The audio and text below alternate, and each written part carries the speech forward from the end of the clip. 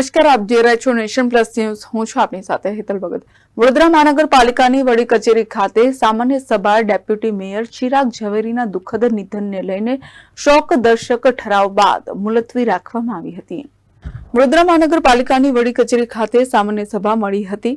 સામાન્ય સભાની શરૂઆતમાં પૂર્વ ડેપ્યુટી મેયર ચિરાગ ઝવેરીના દુઃખદ નિધનને લઈને શોકદર્શક ઠરાવ રજૂ કરવામાં આવ્યો હતો. સામાન્ય સભામાં 2 મિનિટનું મૌન પાડી સ્વર્ગીય ચિરાગ ઝવેરી માટે શોક વ્યક્ત કરવામાં આવ્યો છે, જે બાદ સભા મુલતવી રાખવામાં આવી હતી. હવે આવતા મહિનાની 7 તારીખે સામાન્ય સભા મળશે. કેમેરામેન નવનીત પરમાણી સાથે સત્યમ નેવાશકર, નેશન પ્લસ ન્યૂઝ, વડોદરા.